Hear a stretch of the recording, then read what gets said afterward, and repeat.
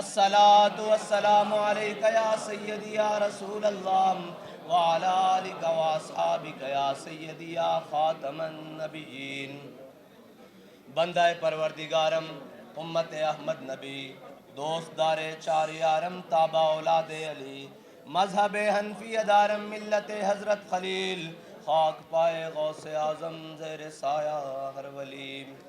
صدیق عکس حسن کمال محمد است، فاروق ذل جاہ و جلال محمد است، عثمان ضیاء شمع جمال محمد است، حیدر بہار باغ خصال محمد است صلی اللہ تعالی علیہ وسلم۔ بازبان اقبال قلندر لاہوری درویش لاہوری کہ لوح بھی تو قلم بھی تو تیرا وجود الکتاب، گنبد آب گینا رنگ تیرے محیط میں حباب، عالم آب و خاک میں تیرے ظہور سے فروغ، ذرہ ریگ کو دیا تو نے طلوع آفتاب، شوکت سنجر و سلیم تیرے جلال کی نمود، فقر جنید و با یزید تیرا جمال بے نقاب، اور تیری نگاہ ناز سے دونوں مراد پا گئے، عقل غیاب و جستجو عشق حضور و اضطراب، اور شوق تیرا اگر نہ ہو میری نماز کا امام، میرا قیام بھی حجاب میرا سجود بھی حجاب، مرد خدا کا عمل عشق سے صاحب فروغ، عشق ہے اصل حیات موت ہے اس پر حرام، تند و سبک سیر ہے گرچہ زمانے کی رو، عشق خود ایک سیل ہے اور سیل کو لیتا ہے تھام، عشق کی تقویم میں اثر رواں کے سوا اور بھی زمانے ہیں جن کا نہیں کوئی نام، عشق دم جبریل عشق دل مصطفیٰ، عشق خدا کا رسول عشق خدا کا کلام، عشق فقیہ حرم عشق امیر جنود، عشق ہے ابن السبیل اس کے ہزاروں مقام، صدق خلیل بھی ہے عشق صبر حسین بھی ہے عشق، مارکہ وجود میں بدر و حنین بھی ہے عشق، اور عقل و دل و نگاہ کا مرشد اولی ہے عشق، عشق نہ ہو تو شرودی بت کدائے تصورات۔ معزز سامعین محترم، ارباب علم و دانش، خصوصاً لاہور بار کے صدر راؤ سمی صاحب اور ان کے تمام احباب، مسئلہ یہ ہے کہ تمام کا نام لیں تو وقت کے دامن میں اتنی گنجائش نہیں ہے، ہم سب وکیل بعد میں ہیں، مولوی بعد میں ہیں، پیر بعد میں ہیں، شیخ بعد میں ہیں، حافظ بعد میں ہیں، قاری بعد میں ہیں، جج بعد میں ہیں، جرنیل بعد میں ہیں، سیاستدان بعد میں ہیں، لیکن حضور کے غلام پہلے ہیں۔ بات یہ ہے کہ ہمارا تعارف ایک ہی ہے کہ ہم سب حضور کے غلام ہیں، اور یہی تعارف ہے جس کو لے کر صحابہ کرام نے اور جناب امت مسلمہ نے آج تک اس تعارف کے ساتھ کبھی شکست نہیں کھائی۔ اگر یہ تعارف شکست کا باعث ہوتا تو 1929 سے لے کر آج تک میانی صاحب بھرا پڑا ہے قبروں سے، لیکن جس کی قبر زندہ ہے اس کا تعارف یہی ہے کہ وہ غازی علم الدین ہے۔ تو حضور کی غلامی سے اگر کسی کا تعارف زندہ رہ سکتا ہے قیامت تک تو وہ حضور کی غلامی سے رہ سکتا ہے، ورنہ مٹے نامیوں کے نشاں کیسے کیسے، زمین کھا گئی آسماں کیسے کیسے، اور قبر پہ کوئی پوچھنے والا نہیں ہوتا، شمع بھی جلاؤ تو اجالا نہیں ہوتا۔ ہاں، لحد میں عشق رخ شاہ کا داغ لے کے چلے، اندھیری رات سنی تھی چراغ لے کر چلے۔ ایک سبق ہے جس کو ہم اپنے دلوں میں راسخ کر لیں، ہم اپنے دلوں میں جگہ دے لیں کہ بھائی میری بات سنو، ہم سب کا احترام کرتے ہیں مگر مصطفیٰ کے بعد۔ بالکل یہ اٹل بات ہے، اگر اس کے اوپر کوئی حرف آئے گا نہ ہم اپنا مال دیکھیں گے، نہ جان دیکھیں گے، نہ عزت دیکھیں گے، نہ دولت دیکھیں گے، نہ وطن دیکھیں گے، نہ وطن کی حدیں دیکھیں گے، کیونکہ ہر ملک کے مایست کہ ہر ملک ملک کے خدائے مایست۔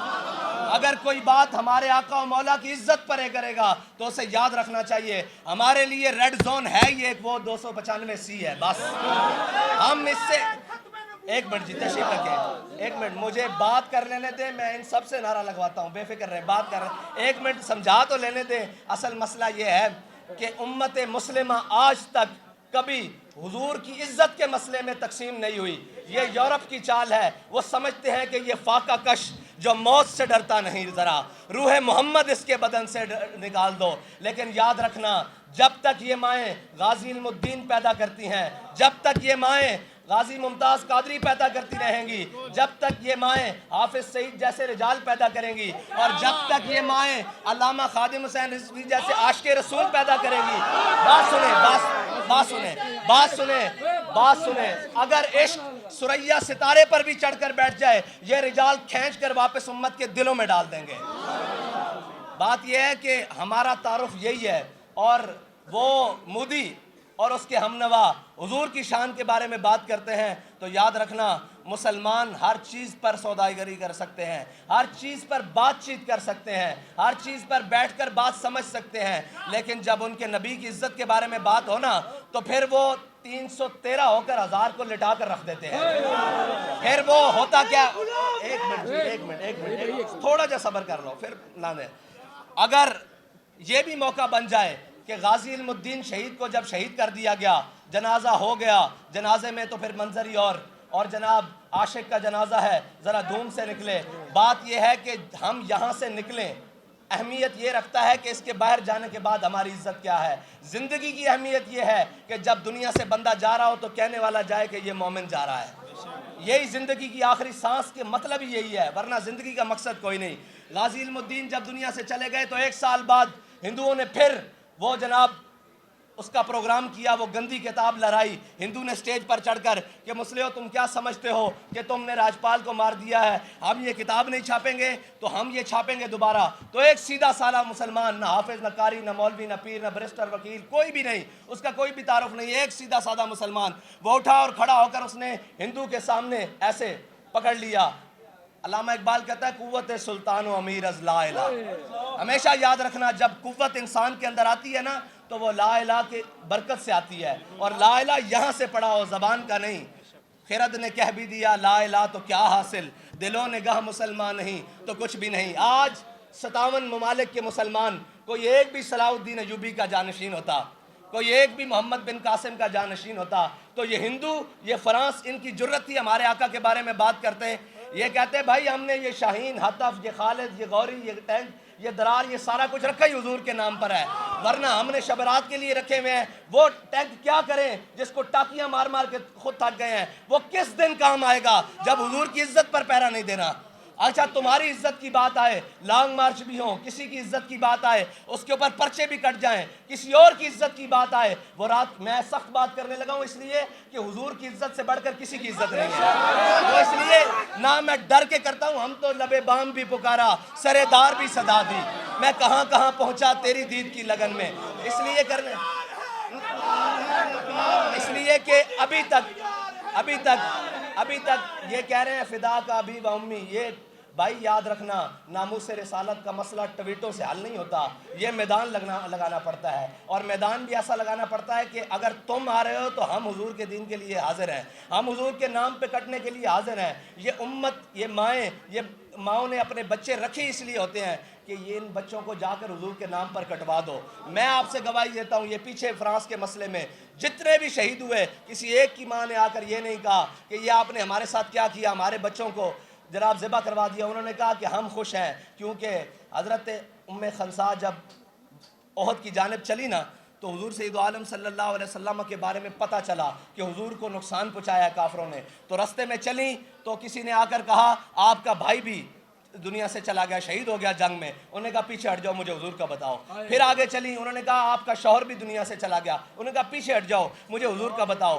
آگے چلی تو انہوں نے کہا جناب آپ کا باپ بھی دنیا سے چلا گیا۔ آپ نے کہا پیچھے ہٹ جاؤ، مجھے حضور کا بتاؤ۔ آگے آئیں تو کسی نے کہا آپ کا بیٹا بھی دنیا سے چلا گیا۔ آپ نے فرمایا پیچھے ہٹ جاؤ، مجھے حضور کا بتاؤ۔ جب یہ 4 رشتے ہوتے ہیں کسی خاتون کا عزت سے دنیا میں جینے کے لیے، یہ بڑے 4 اہم رشتے ہیں۔ جب چاروں رشتے چلے گئے، سامنے حضور کو دیکھا تو حضور کا دامن کرم تھام کر کہا کل مصیبت بعدک جلل، یا رسول اللہ آپ کے ہوتے ہوئے کوئی پریشانی ہمیں پریشان کر سکتی ہے؟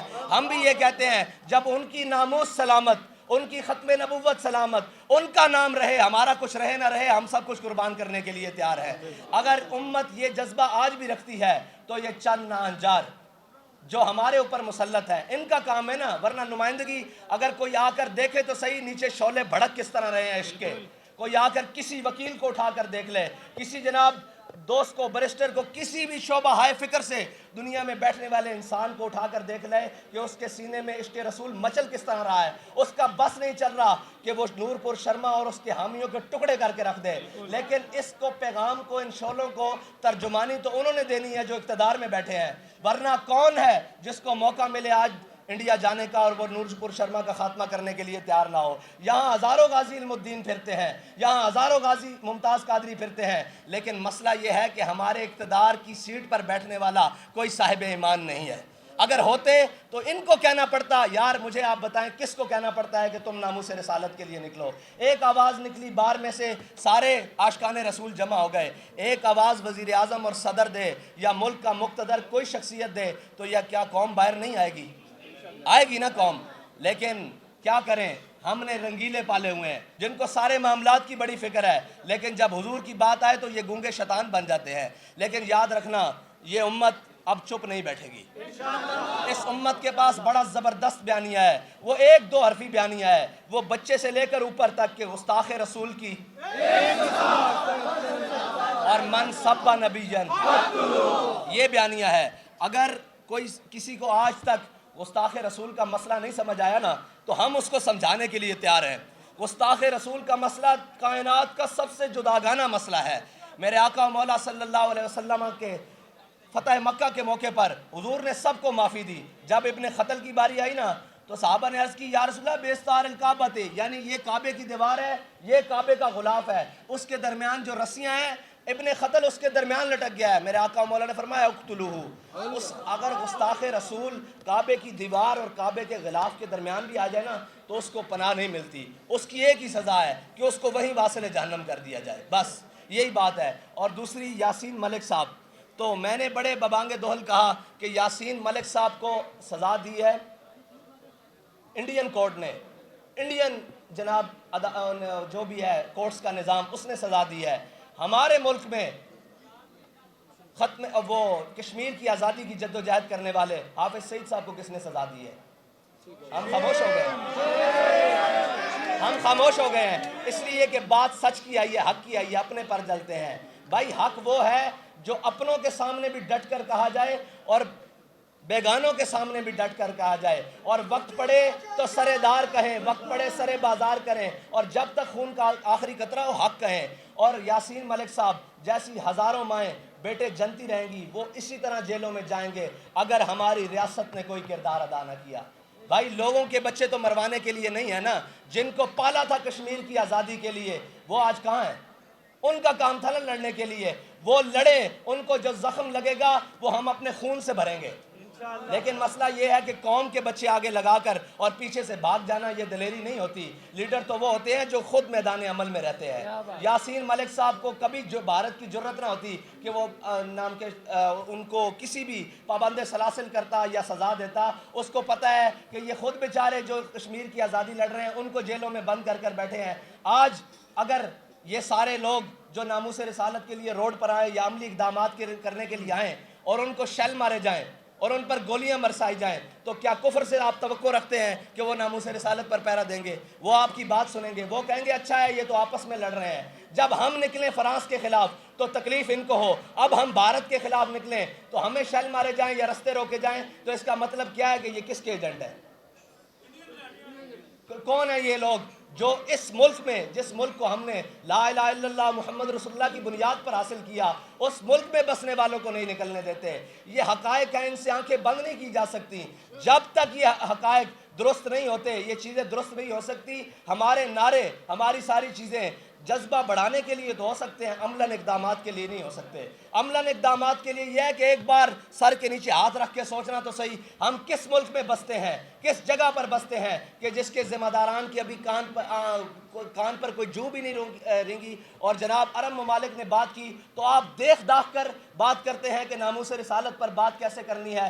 دائیں بائیں کا ماحول, اور آپ یہ جو جاتے ہیں جی ہم اقوام متحدہ میں, اقوام متحدہ تو چوروں کا ٹولہ ہے. وہ کہتا ہے تو مسلمانوں کی اس بھیڑ کو قابو کر لے, میں مسلمانوں کی اس بھیڑ کو قابو کر لوں گا. کبھی غیروں نے بھی اپنے گھر کے مسئلے حل کیے ہیں. اقبال کہتا ہے فریاد ز افرنگو دل آویزی افرنگ, فریاد ز شیرینی و پرویزی افرنگ, عالم ہماز ویرانہ چنگیزی حرم. باز با تعمیر جہاں خیز از خواب گراں از خواب گراں از خواب گراں خیز. اقبال کہتا ہے تجھے ان کفن چوروں سے امید ہے کہ وہ تیرے گھر کا آ کے فیصلہ کریں گے, وہ تجھے حق دلوائیں گے. اقبال کہتا ہے اٹھو کھڑا ہو مسلح, اپنے حرم کی تعمیر خود کر, اپنے حرم کی حفاظت خود کر, اپنے گھر کی حفاظت خود کر, اپنے نبی کی عزت کی ناموس کی حفاظت خود کر. لیکن مسلمان وہ ہے جو کبھی چائنا کے پیچھے بھاگتا ہے, کبھی جناب معیشت کے نام پہ امریکہ کے نیچے لیٹتا ہے, کبھی روس کی بغلوں میں جا گھستا ہے.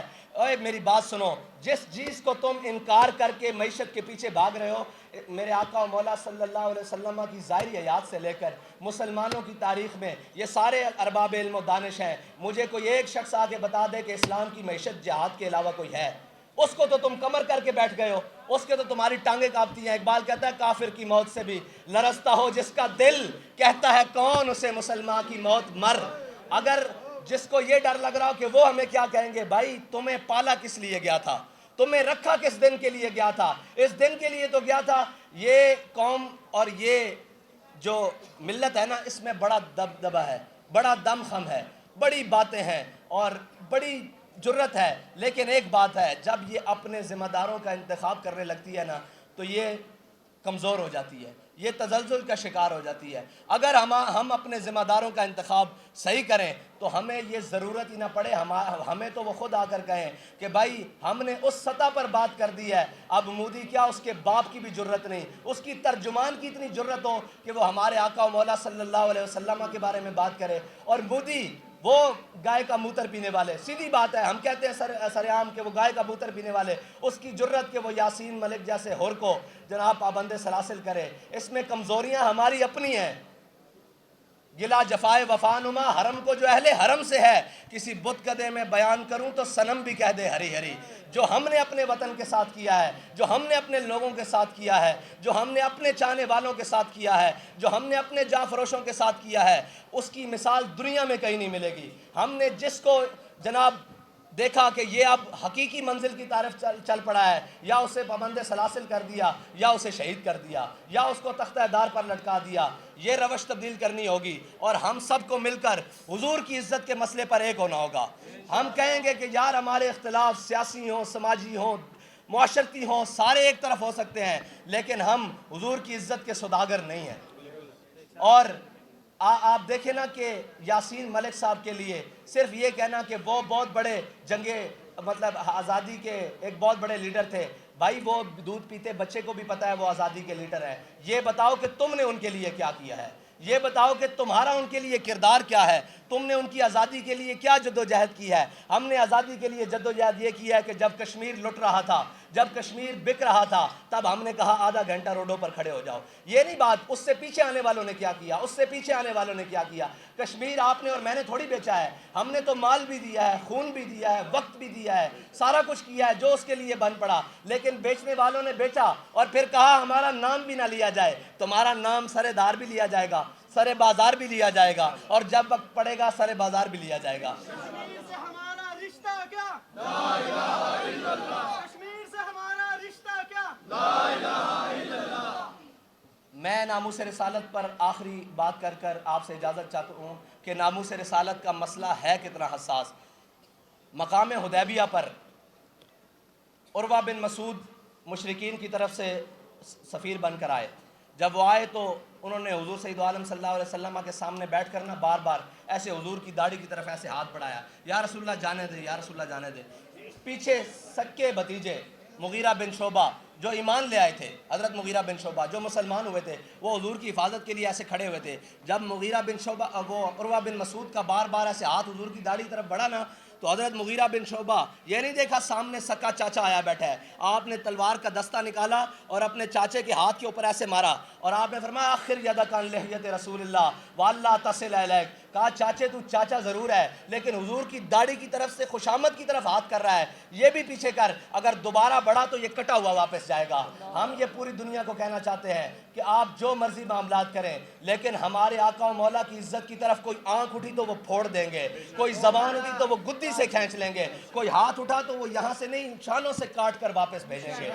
یہ امت میں ابھی لوگ باقی ہیں جنہوں نے حضور سید عالم صلی اللہ علیہ وسلم کی عزت پر پہرا دینا ہے, اور وہ بھارتی مسلمان میں سب سے زیادہ خراج تحسین ان کو پیش کرتا ہوں کہ جو اتنی پابندیوں کے باوجود، جو اتنی مشکلوں کے باوجود، جو اتنے ظلم و ستم کے باوجود آج بھی بھارت کی سڑکوں پر اور جناب ایک ایک گلی کے اندر یہ نعرہ لگا رہے ہیں کہ گستاخ رسول کی ایک سزا، گستاخ رسول کی ایک سزا، اور وہ آج بھی بھارت کی گلیوں میں کھڑے ہو کر کہہ رہے ہیں کہ ہم اگرچہ اقلیت ہے لیکن حضور کی عزت کے مسئلے پر ہم اپنے آپ کو قربان کر دیں گے۔ اسی جذبے کی ضرورت ہے، اسی ہم آہنگی کی ضرورت ہے جس کو لے کر ہم یہ پیغام پوری دنیا کو دیں کہ بھائی سب کچھ برداشت ہو گیا، ہم اس بات سبق کو پڑھ چکے ہیں کہ ادب گاہیز زیر آسماں از عرش نازک تر نفس گم کردہ می آید جنید و با یزیدی جا۔ اللہ تعالیٰ مجھے اور آپ کو عمل کی توفیق عطا فرمائے اور ہماری سیاسی اور عسکری قیادت کو امریکہ اور نیٹو کی غلامی سے نکال کر حضور کی غلامی عطا فرمائے۔ وآخر دعوانا الحمدللہ رب العالمین۔